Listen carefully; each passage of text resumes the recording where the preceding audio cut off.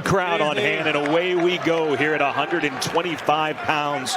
Vince Robinson ranked third in the country. He's kind of taken 125 by storm. Just a redshirt freshman, so very youthful, but very exciting. Yeah, this is my first time watching Vince in person, but everything I've seen on film, he's fast. He's got some finesse to him. Graduate senior, right? He's got to understand things. He's got a lot of matches under his belt, but Vince is moving in here well behind the leg, looking to put in his left leg, and if he can't get that in, but he's got to lift up that knee, and he's probably going to drive him out or look to limp arm out with his left arm.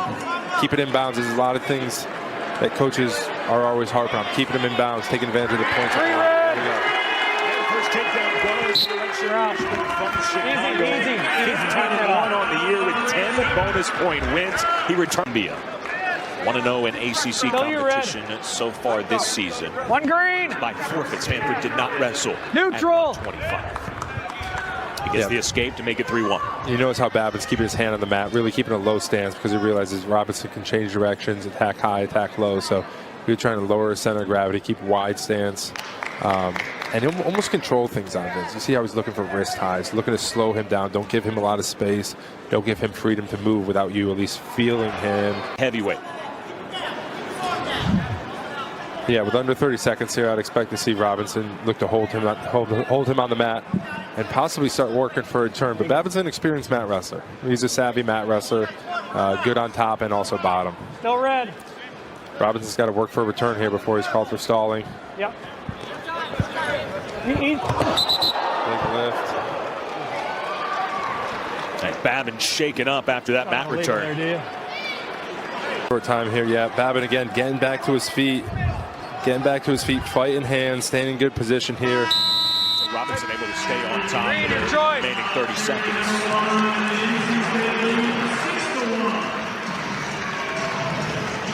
NC State Wrestling, of course, led by Pat Papalizio in his 13th season. He has 6 straight ACC championships. You were part of laying the foundation. Been incredible what he's done here in Raleigh. Yeah, he's done a good job. I'm not getting more than he deserves. Possibly sit through, but Robinson's in a good position here if he can start to set him back, but Babin recovers on the leg, driving up through, looking to crack him across and scoop that leg, but Robinson locked in the crotch. It's going to be a tough angle for Babin to scoop it. Here we are with short time too. 15 seconds left. We close here to a takedown here. Babin can sit on that ankle and scoot that foot out. We might see something, but it looks like Robinson's got that arm locked around it. Short time. Hasn't gotten his hands off the mat yet in a minute. Thinking bottom man here. Babin trying to work on top. Bottom man, red. Like you said, might like his chance. There is the stall warning. Yeah, his Robinson's keeping his head on the mat, keeping his hands on the mat, and Babin's actively looking to turn him. But if you just ball up and don't give openings, you're not advancing the wrestling either. Robinson just takes a peek at the clocks. He's 40 seconds. Yep, he knows what he needs. He's going to hang out here, and Babin's looking for a cradle here. It might shirt freshman and going to work early on Chapel. Kai's going to get it over here. Kai's going to wind up here, look to get a little momentum here. Probably see it one more time. He might fake left and then take it right. He kept that 2-on-1, but Chapel was able to clear that. And this is one of the weight classes NC State heavily favored in. They need extra points. They need the bonus points. They need the major decision, the tech call, and Kai's the guy they're going to lean on to get it done with. And Kai's always had the ability for big moves, pinfalls, tech falls. Those are things that Kai's.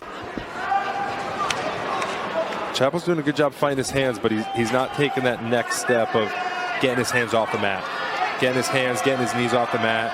He's working, but he's not taking that next step to really try to escape. And here he is getting to his feet here as the period ends.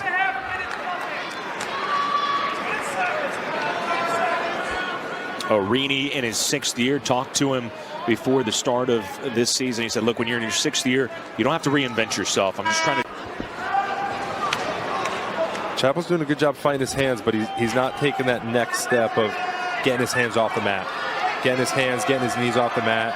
He's working, but he's not taking that next step to really try to escape. And here he is getting to his feet here as the period ends.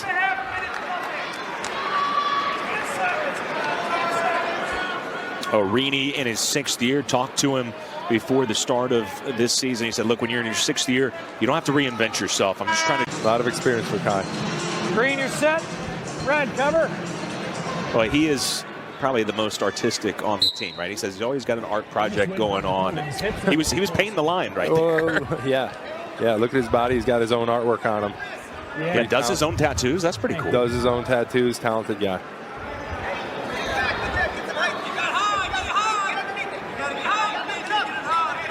If I had that level of artistry and creativity, I might do my own tattoos also. But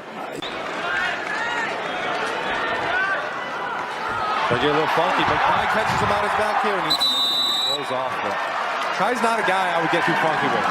He knows some odd positions. He's got feels in them, and he can end matches from that. Orini threatened for maybe even a little more than a tech fall, but he finishes with a tech fall over Chapel. Welcome back to Kai Orini, back in the lineup. Yeah, he's the best fake fire out of it. You know you got to be smart about the direction you move. This is a Pitt program that is unbeaten on the road this year. They're 3-0, and after losing the first couple of bouts, this is exactly what they needed, is for Santaniello to come out fast. Yeah, Santaniello came out great. Already went for a couple turns. Almost went 2 feet to back off the whistle. So he's definitely sharp out here, and he sees the team scoreboard. I'm sure coaches have told, like, hey, you need to exploit this, you know. You're a guy that we're looking to step in here and step up. Calling for the brick, but they're just going to take the down position. Great timing. Again, great effort out of Tracy from the start to the end of the period, right? And staying on it. Those late period scores can swing bouts.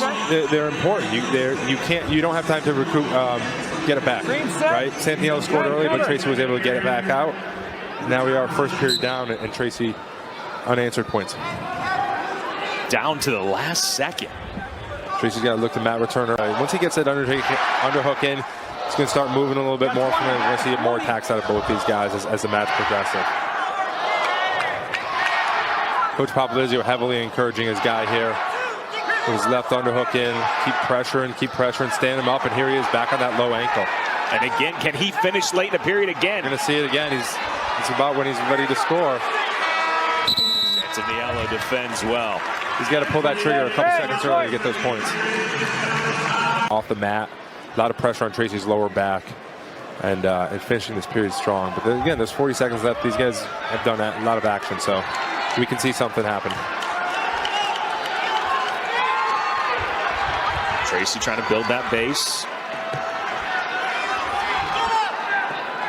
Santaniello doing a good job of riding on top and really working that clock down.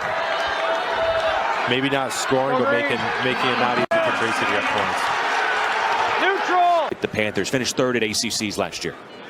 Yeah, Bisgan's going to be looking to win the inside, probably get to his underhook here. But again, he's another guy consistent throughout the match. Nothing too crazy, but he's going to be consistent throughout the entire match. Bisgan's got a win over 28th ranked Jack Joffrey of UVA last time out. Yeah, and we're going to look to see points scored in this first period. I know 2 weeks ago, Coach Popolizio spoke about it on our call. I'm sure they're still working on it in the room. Drop the fingers. Bisgan's picked up some confidence over the summer. Bisgan's good single leg here. He's going to look to control that knee and get to his feet. Get his leg back there. Solomon's going to look to keep that whizzer heavy down. Keep Bisgan's pulling him toward the mat here. Bisgan's going to look to trip, or he's got to get his left arm out somehow. There he is, left arm free. He's got to bring him back to the center of the mat.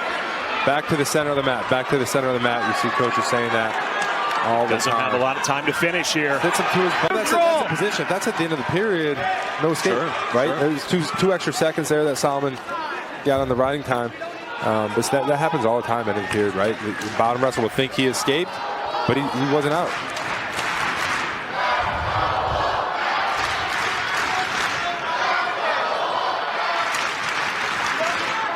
A matchup, NC State past and present. See Bisgan's controlling that tricep elbow area on both sides.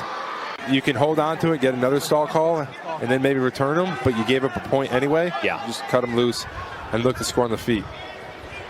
Bisgan's got to keep wrestling, though, because you know Solomon's going to come. A little over a minute left. You know Solomon's going to attack. But if you let him get in a groove, start getting to his ties, you're going to see a lot better attack out of Solomon. So Bisgan's in a position where he needs to keep moving. He can't shut down yet. He's got to do that. He's got to work his head, clear the ties, threaten, move his feet.